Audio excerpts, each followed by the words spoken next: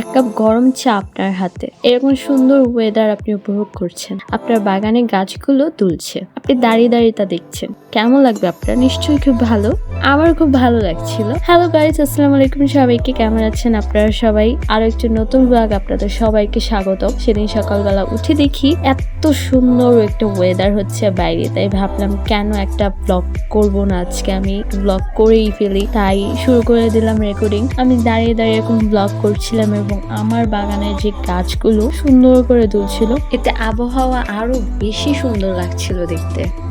পরে আমি একটি ওয়াল হ্যাঙ্গিং কে সুন্দর করে প্রিপেয়ার করছিলাম। এটা আগের থেকেই তৈরি করার ছিল, কিন্তু এটাতে একটু সৌন্দর্য আরো অ্যাড করার জন্য আমি একটু কারসাজি করছিলাম। সুতোকে পিছিয়ে পিছিয়ে এখানে আটকে দিচ্ছিলাম কাগজের ধারা, আঠা দিয়ে লাগাচ্ছি যেন এটা ছুটে না যায় বা নষ্ট না হয়ে যায়। আপনারা এটা করতেই পারেন, খুব সহজ। আমি এটা আরেকটা সুন্দর ডিটেলস ভিডিও দিব আপনাদের, আপনারা সেটা দেখে বানিয়ে নিতে পারেন। তারপরে ভাবলাম যে আমি যেহেতু ডেইলি ব্লগ বানাচ্ছি, তাই আমার তৈরি করা ওয়াল হ্যাঙ্গিং এর ভিডিওটা আমি এখানে অ্যাড করতেই পারি, তাই অ্যাড করা।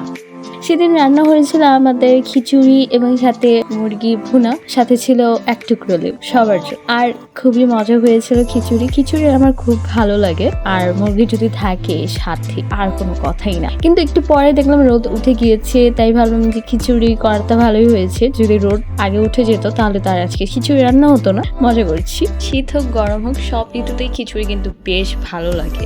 আর আমি গতকাল রাতে দিয়েছিলাম মেহেদি, সেটাই দেখাচ্ছি। খুব মিনিমাল ডিজাইন দিয়েছি যেন খুব তাড়াতাড়ি আমি তুলে ফেলতে পারি এবং আমার এত হ্যাসেল না করতে হয়, সেটাই দেখাচ্ছিলাম। আমার খুব ভালো লেগেছিল ডিজাইনটা। এটা অন্যরকম ছিল, কিন্তু আমি একটু নিজের মতো করে দিয়েছি যেন এটাকে আরেকটু নিজস্বতা আমি দিতে পারি।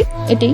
রোদটা খুবই মিষ্টি ছিল, মানে দেখতে খুবই সুন্দর, বাট আপনার গায়ে তেমন লাগে। বা হাতে দিয়েছিলাম, তাই ডান হাত দেখাচ্ছি যে ডান হাতে আমি দেইনি। আর আমার হাতে যে আংটিগুলো দেখছেন, যদি কারো প্রশ্ন থাকে আমি এটা প্রতিদিন পরি কিনা, হ্যাঁ আমি এটা সবসময় পরি। সবসময় পড়তে আমার খুব ভালো লাগে। তারপর আমি খাওয়া শুরু করলাম, খুবই ভালো লেগেছে। প্রথম লোকমা আমি নিলাম মুখে বিসমিল্লাহ বলে। আজকে দ্বিতীয়বার মতো একটি সাবান ব্যবহার করব। ঈদে আমি এই সেম সাবানটা ব্যবহার করেছিলাম গোসল করার জন্য, কিন্তু তখন আর রিভিউ করা হয়নি, তাই আজকে ভাবলাম একটা রিভিউ দিই। সাবানটার ব্যাপারে যদি বলি, তো সাবানটা খুবই সুন্দর, ঘ্রাণটা খুবই মিষ্টি এবং খুবই ভালো লাগবে যাদের হচ্ছে ঘ্রাণ যুক্ত সাবান খুব ভালো লাগে। এটা তীক্ষ্ণ গন্ধ না, আবার খুব কম গন্ধ না, খুব সুন্দর। এই সাবানটা আপনি নিলে আপনার বাথরুমটা অনেক সুন্দর ঘ্রাণ হয়ে থাকবে যখন আপনি এটা ব্যবহার করবেন। যেমন এটা প্যাকেজিং, ঠিক তেমনই হচ্ছে সাবানটা খুবই ভালো। ব্যবহার করে আমার খুব বেশি ভালো লেগেছে, তাই ভাবে বলা। আমি প্যাকেজিংটা খোলার সময় ভিডিওটা করে নিলাম যেন আপনাদের দেখাতে পারি। অনেকেই ভাবছেন এই সাবানটা হয়তো সাকিব খানের ব্র্যান্ড, কিন্তু আমি যতদূর জানি উনি এমন কিছুই করছেন না। লিলি ওনার ব্র্যান্ড না, উনি শুধুমাত্র লিলি নামক ব্র্যান্ডের মার্কেটিং করছে প্রোডাক্ট সেল হওয়ার জন্য, এছাড়া কিছুই না। হয়তো আমি আপনাদের সবাইকে বোঝাতে পেরেছি। লিলির যে প্যাকেজিংটা খুবই সুন্দর, আমার ব্যক্তিগতভাবে খুব ভালো লেগেছে।